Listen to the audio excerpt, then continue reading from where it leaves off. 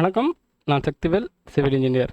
இன்றைக்கி நம்ம பார்க்க போகிறது என்னென்னா, ஒரு 30/60 ஈஸ்ட் ஃபேஸிங் டைரெக்ஷனில் இருக்கிற பிளாட்டோட பிளானை தான் பார்க்க போகிறோம். அது என்னங்கிறத இப்போ நம்ம பார்க்கலாம். எப்போவும் ஒரு பிளான் ப்ரிப்பேர் பண்ணுறதுக்கு முன்னாடி நம்ம அந்த சைட்டோட பேசிக் டீட்டெயில்ஸையும் கிளைண்ட்டோட பேசிக் ரெக்குயர்மெண்ட்ஸ் இல்லைன்றதை ஒரு வாட்டி கேட்டு தெரிஞ்சுக்கிட்டோம் அப்படின்னா நம்ம பிளான் பண்ணுறதுக்கு ரொம்ப யூஸ்ஃபுல்லாக இருக்கும். வாங்க அந்த சைட்டோட டீட்டெயில்ஸையும் கிளைண்ட்டோட பேசிக் ரெக்குயர்மெண்ட்ஸ் என்னங்கிறதையும் பார்த்துடலாம். இப்போ பார்த்தோம்னா நமக்கு கிளைண்ட்டுக்கிட்டேருந்து ஒரு சில இன்ஃபர்மேஷன் கேதர் பண்ணியிருப்போம். எக்ஸாம்பிள் பார்த்தோம்னா பிளாட்டோட சைஸ் வந்து 30/60 ஃபீட்டு.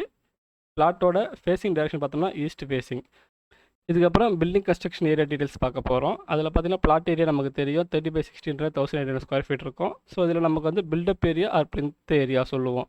அதாவது எவ்வளோ ஏரியாவுக்கு வந்து நம்ம பில்டிங்க்கு வந்து பிளான் போட்டு தரணும். அதர்வைஸ் அவங்க எவ்வளோ ஏரியாவுக்கு வந்து அவங்க பில்டிங் கட்ட போகிறாங்க அப்படின்றத நம்ம வந்து கிளைண்ட்டுக்கிட்டே கேட்டு தெரிஞ்சுக்கலாம். அவங்க நமக்கு சொல்லியிருக்கிறது பார்த்தோம்னா 800 to 850 ஸ்கொயர் ஃபீட் வரைக்கும் இங்கே இருந்தால் போதும்.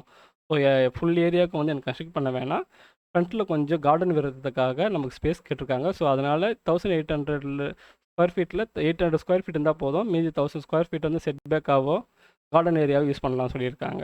ஸோ அடுத்து நம்ம முக்கியமாக பார்க்க வேண்டியதும் கேட்க வேண்டிய டீட்டெயில்ஸ் என்னென்னு பார்த்தீங்கன்னா செட்பேக்ஸ் டீட்டெயில்ஸ் வந்து நம்ம கிளைண்ட்டுக்கிட்ட கேட்டு தெரிஞ்சுக்கணும். எக்ஸாம்பிள் பார்த்தீங்கன்னா ரொம்ப லார்ஜ் ஏரியாவாக பிளாட் ஏரியா இருந்ததுன்னா நம்ம செட்பேக்ஸ் ப்ரொவைட் பண்ணி தான் ஆகணும். எதுக்காக பார்த்தீங்கன்னா நம்ம வென்டிலேஷனுக்காகவோ இல்லை ட்ரைனேஜ் இன்கேஸ் ஃபஸ்ட் ஃப்ளோராக இருந்ததுன்னா அங்கேருந்து வர ஃபஸ்ட் ஃப்ளோர் பாத்ரூமோட ட்ரைனேஜ் லைன்ஸும் டெரஸ் அந்த டெரஸ்லேருந்து வர ட்ரெயின் வாட்டர் பைப்பிங்கோட ப்ளம்பிங் ஒர்க்குக்காக நம்ம வந்து சைட்லலாம் செட்பேக் விட்டு தான் ஆகணும்.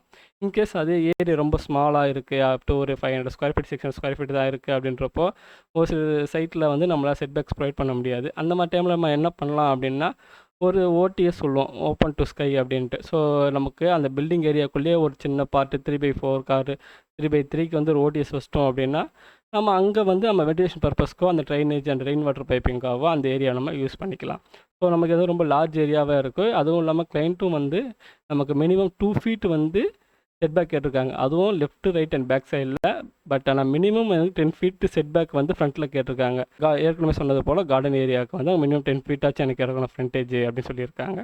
அப்புறம் வாஸ்து பார்க்கணுமா அப்படின்னு கேட்டப்போ எனக்கு பேசிக் வாஸ்து இருந்தால் போதும்னு சொல்லியிருக்காங்க. இதுக்கு போக நமக்கு என்ன பார்க்கணும் அப்படின்னா சைட்டில் எக்ஸிஸ்டிங் ஏதாச்சும் போர்வெல்லோ under ground Shambho septic tango இல்லைனா ஏதாச்சும் மரம் ஏதாச்சும் இருக்குது அதை அவங்க ரிட்டர்ன் பண்ண விரும்புகிறாங்க அப்படின்னா நம்ம அதை வந்து சைட்டில் போய்ட்டு மெஷர் பண்ணி எந்த லொக்கேஷனில் இருக்க மெஷர் பண்ணி அந்த பர்டிகுலராக அங்கே எங்கே இருக்குன்ற மார்க் பண்ணி வச்சுக்கிட்டோமோ ரொம்ப யூஸ்ஃபுல்லாக இருக்கும். ஸோ இது வந்து ஒரு எம்டி பிளாட் ஏரியா தான். ஸோ அதனால் வந்து எக்ஸிஸ்டிங் எந்த போர்வெல்லுமோ சம்போ செப்டி டேங்கோ ட்ரீ எதுவுமே இல்லை. ஸோ அதனால் வந்து நான் நீல் போட்டுக்கிட்டேன். Number of portions each floor.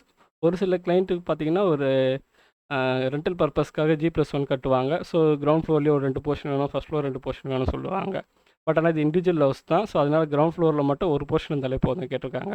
So அந்த ஒரு போர்ஷனில் எத்தனை பெட்ரூம் எத்தனை பாத்ரூம் வேணும்னு கேட்டப்போ எனக்கு 2 பெட்ரூம் கேட்டிருக்காங்க. வித் 2 பெட்ரூமே அட்டாச் பாத்ரூம் தான் வேணும்னு சொல்லியிருக்காங்க.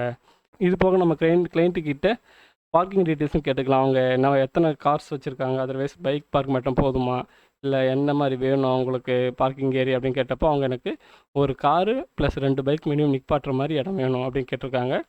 அப்புறம் மெயின் டோர் ஃபேஸிங் கண்டிப்பாக கேட்டாகணும். ஸோ ஒரு சிலர் சொல்லுவாங்க பர்டிகுலர் இந்த ஃபேஸிங்கில் தான் வந்து எனக்கு மெயின் டோர் வேணும் சொல்லுவாங்க. பட் ஆனால் இது பிளாட்டும் வந்து ஈஸ்ட் ஃபேஸிங்கில் இருக்குது. ஸோ அதனால் வந்து அவங்க மெயின் டோர் வந்து ரோட் சைடு பார்த்த மாதிரி இருந்தாலே போதும் அப்படின்னு சொல்லிட்டாங்க. இது போக ஒரு சில டீட்டெயில்ஸ் நம்ம கிளைண்ட்டு கேட்டு தெரிஞ்சுக்கலாம். எக்ஸாம்பிள் பார்த்தோன்னா ஒரு ஆஃபீஸ் ரூமோ ஒரு கெஸ்ட் பெட்ரூமோ ஸ்டடி ரூமோ பார்க்கிங் ஏரியா வந்து ரூஃப் போட்டு கவர் பண்ணி தரணுமான்னு கேட்டுக்கலாம். Overhead water tank location காமிக்கணுமா. ஒரு சிலர் பார்த்தோம்னா கன்ஸ்ட்ரக்ஷன் ஏரியாவில் ஒரு சின்ன ஷாப் ஒன்று வச்சு கொடுங்க எங்களோட ஓன் பர்பஸ் கூட கேட்பாங்க.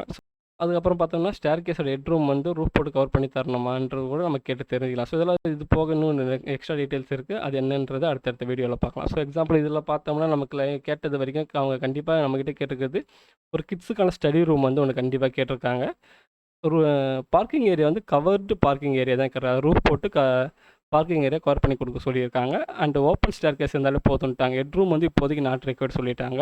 இப்போ பார்த்தோம்னா கிளைண்ட்டுக்கிட்டேருந்து நம்ம பேசிக் சைட் டீட்டெயில்ஸையும் அவங்க ரெக்கமெண்ட்ஸ் என்னென்னையும் கேட்டு தெரிஞ்சுக்கிட்டோம். இதை பேஸ் பண்ணி ஒரு பிளானை ரெடி பண்ணி வச்சுருக்கோம். அது என்னங்கிறதையும் பார்த்துடலாம். ஸோ இதுதான் அந்த பிளானு. இதில் பார்த்தீங்கன்னா நம்ம இப்போ பேசிக் வாஸ்து ரூல்ஸ் ஃபாலோ பண்ணி ஒரு சில ரூம்ஸ் வந்து ப்ரொவைட் பண்ணியிருப்போம். எக்ஸாம்பிள் நார்த் ஈஸ்ட்டில் பார்த்தோன்னா மெயின் அட்ரஸ் ப்ரொவைட் பண்ணியிருப்போம். அதை கேட் வச்சுருப்போம். ஸோ நார்த் ஈஸ்ட்டுங்கிற ஈசானிய மூலை சொல்லுவாங்க. இப்போ பார்த்தோம்னா நம்ம ஒரு roof covered parking area provide பண்ணியிருக்கோம். ஸோ பார்க்கிங் ஏரியாவோட சைஸ் பார்த்தீங்கன்னா 17 feet 3 inches by 15 ஃபீட் 3 இன்ச்சஸ்க்கு வந்து ஒரு பார்க்கிங் ப்ரொவைட் பண்ணியிருக்கோம். ஸோ இதை போர்ட்டிகோவாகவும் நம்ம யூஸ் பண்ணிக்கலாம். அங்கேருந்து பார்த்தோன்னா ஒரு 3 ஸ்டெப்ஸ் ப்ரொவைட் பண்ணி ஒரு மெயின் டோர், அதே நார்த் ஈஸ்ட் டைரக்ஷனில் ஈஸ்ட் பார்த்த மாதிரி ஒரு மெயின் டோர் ப்ரொவைட் பண்ணியிருக்கோம். அங்கே ஒரு ஹால் ப்ரொவைட் பண்ணியிருக்கோம். ஹாலோட சைஸ் பார்த்தீங்கன்னா 13 ஃபீட் 6 இன்ச்சஸ் பை 14 ஃபீட் 6 இன்ச்சஸ்க்கு வந்து நம்ம ஒரு ஹாலு ப்ரொவைட் பண்ணியிருக்கோம். இங்கே பார்த்தீங்கன்னா நம்ம 13 ஃபீட் பை 14 ஃபீட் வைக்காமல் 13 feet 6 inches by 14 feet 6 inches ஏன் யூஸ் பண்ணுறோம் அப்படின்னா, ஒரு சில பேசிக் வாஸ்து லென்ஸ் கன்சிடருக்காக நம்ம வச்சுருக்கோம். ஸோ எக்ஸாம்பிள் பார்த்தோன்னா 9, 10, 11 எல்லாமே நல்ல வாஸ்து லென்ஸ் சொல்லுவாங்க. ஸோ 10, 11 வரைக்கும் நல்ல வாஸ்து லென்த்து. 11ல் விட்டு அதோட 16 தான் வந்து ஒரு நல்ல வாஸ்து லென்த்து. பட் ஆனால் நமக்கு வித்தின் 800 ஸ்கொயர் ஃபீட்டை தான் கட்டணும் அப்படின்றப்போ ஹாலோட சைஸ் வந்து நமக்கு 16 ஃபீட் ப்ரொவைட் பண்ண முடியல. ஸோ கிளைண்ட்டும் வந்து எனக்கு 16 ஃபீட் வேணாம், மினிமம் ஒரு 12 to 14 ஃபீட் இருந்தால் போதும்னாங்க. ஸோ ரவுண்டப்பாக நம்மளால் 12 ஃபீட்டோ 13 ஃபீட்டோ 14 ஃபீட்டோ 15 ஃபீட்டோ வைக்க முடியாது. ஸோ இதெல்லாம் வாஸ்து லென்த்து வந்து இன்னர் சைஸுக்கு வந்து நாட் சூட்டபுள். ஸோ அதனால் வந்து நம்ம எப்போவுமே வாஸ்து லென்த்து சாட்டிஸ்ஃபைட் ஆகலைன்னா நம்ம 3 இன்ச்சஸ் 6 இன்ச்சஸ் 9 இன்ச்சஸ் சொல்லிவிட்டு அதில் ஆட் பண்ணிக்கலாம். ஸோ அதை ஆட் பண்ணுறப்போ நமக்கு வந்தது பார்த்திங்கன்னா ஒரு 13 ஃபீட் 6 இன்ச்சஸ் பை 14 ஃபீட் 6 இன்ச்சஸ்க்கு வந்து நம்ம ஒரு ஹால் ப்ரொவைட் பண்ணியிருக்கோம். ஹாலோட சவுத் வெஸ்ட்டில் பார்த்தீங்கன்னா ஒரு பூஜா ஷெல்ஃப் ஒன்று வச்சுருப்போம். ஸோ இதுவும் பார்த்தீங்கன்னா ஒரு பேசிக்காக வாஸ்து ரூலுக்காக நம்ம வச்சுருப்போம். ஸோ பூஜை ஷெல்ஃபு பார்த்தோன்னா ஈஸ்ட் பார்த்த மாதிரி இருக்கும். சவுத் ஈஸ்ட் கார்னரில் ஒரு எல் ஷேப்பில் வந்து கிச்சன் ஸ்டேஜும் ப்ளஸ் ரிமைனிங் ஏரியாவில் ஒரு டைனிங் டேபிளும் ப்ரொவைட் பண்ணியிருப்போம். 6 மெம்பர்ஸ் உட்காந்து சாப்பிட்றா போல். இப்போ இந்த கிச்சன் ஸ்டேஜில் பார்த்தீங்கன்னா நம்ம ஈஸ்ட் பார்த்த மாதிரி வச்சுருப்போம். இதுக்கப்புறம் பார்த்தீங்கன்னா ஸோ அவங்க கிளைண்ட்டு கேட்டது போல் நம்ம ஒரு study room kids study room ஒன்று ப்ரொவைட் பண்ணியிருக்கோம். ஸோ அதனோட சைஸ் பார்த்தோம்னா 7 ஃபீட் பை 6 ஃபீட்டுக்கு 2 டேபிள்ஸ் ப்ரொவைட் பண்ணி வச்சுருக்கோம். எப்போவுமே ஒரு ரூமில் நம்ம டோர் லொக்கேட் பண்ணுறப்போ ஸோ மேக்ஸிமம் டோரை ஒட்டி நம்ம வால் ப்ரொவைட் பண்ணாமல் இந்த மாதிரி ஒரு 1 ஃபீட் ஆர் 2 ஃபீட் கேப் விட்டு வச்சோம் அப்படின்னா நம்ம வந்து அந்த ஏரியாவை வந்து ஒரு ஷெல்ஃப் ஏரியாவோ வார்ட்ரோப் ஏரியாவோ நம்ம யூஸ் பண்ணிக்கலாம். ஸோ அதனால் வந்து நம்ம டோரோட பேக் சைடில் ஒரு புக் ஷெல்ஃபுக்காக இடம் விட்டுருக்கோம். அந்த இடத்த வந்து அவங்க இப்போ புக் ஷெல்ஃபாக யூஸ் பண்ணிகிட்ருக்காங்க. இதுக்கடுத்து பார்த்தோம்னா நம்ம சவுத் வெஸ்ட் கார்னரில் ஒரு மாஸ்டர் பெட்ரூம் ப்ரொவைட் பண்ணியிருக்கோம். மாஸ்டர் பெட்ரூமோட சைஸ் பார்த்தீங்கன்னா 11 feet 6 inches by 12 feet 6 inches அப்படின்ற சைஸில் வந்து நாம் ஒரு பெட்ரூம் ப்ரொவைட் பண்ணியிருக்கோம். டோருக்கு மேலே 7 ஃபீட் ஹைட்டில் ஒரு லாஃப்ட் வருதுன்ற ஏரியா மென்ஷன் பண்ணியிருக்கோம். ஸோ அந்த லாஃப்ட் ஏரியாவுக்கு கீழே நம்ம ஒரு வார்ட்ரோப்பையும் காமிச்சிருக்கோம் பிளானில். ஸோ இந்த ஏரியாவில் நம்ம யூட்டிலைஸ் பண்ணிக்கலாம். ஸோ டோர் ஓப்பனிங்கை பேஸ் பண்ணி அந்த ஏரியா நம்மளால் ஃபுல்லாக ஆக்சஸ் பண்ண முடியாது. ஸோ அந்த மாதிரி ஏரியாவில் வந்து பார்த்தோன்னா நம்ம வார்ட்ரோப்பு ஷெல்ஃபு அந்த மாதிரி ஏதாச்சும் வந்து ப்ரொவைட் பண்ணிக்கலாம். அடுத்தது நம்ம முக்கியமாக பார்க்க வேண்டியது காட்டோட டைரெக்ஷன் தான். அதை பெட்டோட டைரெக்ஷன் சொல்லுவோம். நம்ம பெட்டோட டைரெக்ஷன் சவுத்துலேருந்து நார்த்து பக்கமும் வெஸ்ட்லேருந்து ஈஸ்ட் பார்த்த மாதிரியாக தான் நம்ம படுப்பாங்க. ஸோ அதுக்கேற்ற மாதிரி தான் நம்ம காட் டைரெக்ஷனை மென்ஷன் பண்ணி காட்டணும். ஸோ இதே போல் நம்ம காட் டைரெக்ஷன் போலேயே ஒரு சில பேசிக் வாஸ்து ரூலையும் நம்ம ஃபாலோ பண்ணி தான் ஆகணும். எக்ஸாம்பிள் பார்த்தோன்னா ஒரு சவுத் வெஸ்ட் கார்னரில் ஒரு பீரோ ப்ரொவைட் பண்ணிக்கலாம். அண்டு பெட்ரூமோட north west direction or south east டைரெக்ஷனில் தான் வந்து நம்ம எப்போவுமே பாத்ரூம் ப்ரொவைட் பண்ணணும். ஸோ இந்த ஏரியாவில் பார்த்தோம்னா நம்ம இந்த மாஸ்டர் பெட்ரூமோட நார்த் வெஸ்ட் டைரெக்ஷனில் தான் நம்ம பாத்ரூம் ப்ரொவைட் பண்ணியிருக்கோம். ஸோ பாத்ரூமில் வைக்க போகிற கிளாசட்டோட ஃபேஸிங் டைரெக்ஷனும் கண்டிப்பாக north south or south north இந்த டைரெக்ஷன் தான் இருக்கணும். எக்காரணத்தை கொண்டு ஈஸ்ட் டைரெக்ஷனில் நம்ம கிளாசட்டை ப்ளேஸ் பண்ணக்கூடாது. ஸோ இதெல்லாம் ஒரு சின்ன பேசிக் வாஸ்து ரூல் தான். ஸோ அதனால் எப்போவுமே நம்ம கிளாசட் வைக்கிறப்போ நார்த் அண்ட் சவுத் டைரெக்ஷன் பார்த்தா மாதிரி தான் கிளாசெட்ஸ் வைக்கணும். இதுக்கு அடுத்தது பார்த்தோம்னா நம்ம கிட்ஸ் பெட்ரூம் ப்ரொவைட் பண்ணியிருக்கோம். ஸோ கிட்ஸ் பெட்ரூமோட சைஸும் பார்த்தீங்கன்னா nearby 12 feet 6 inches by 10 feet 6 inches சைஸில் ப்ரொவைட் பண்ணியிருக்கோம். ஸோ கிட்ஸ் பெட்ரூமோட அட்டாச்சு பாத்ரூமும் பார்த்தீங்கன்னா நார்த் வெஸ்ட் டைரெக்ஷனில் 6 ஃபீட் பை 5 ஃபீட்ன்ற சைஸுக்கு ப்ரொவைட் பண்ணியிருக்கோம்.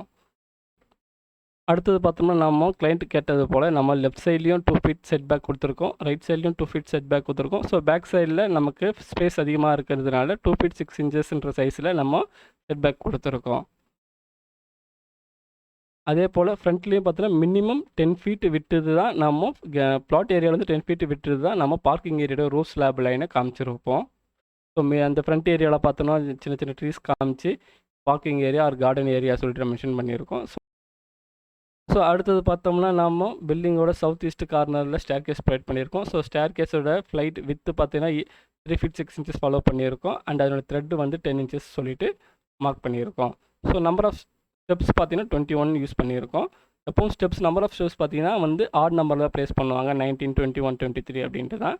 அதை எப்போ ஈவன் நம்பரில் யூஸ் பண்ண மாட்டோம். ஸோ இதுவும் வந்து ஒரு சில பேசிக் தம்ப் ரூல் தான். அதை பேஸ் பண்ணி தான் நம்ம ஸ்டேர் கேஸும் ட்ரா பண்ணியிருக்கோம்.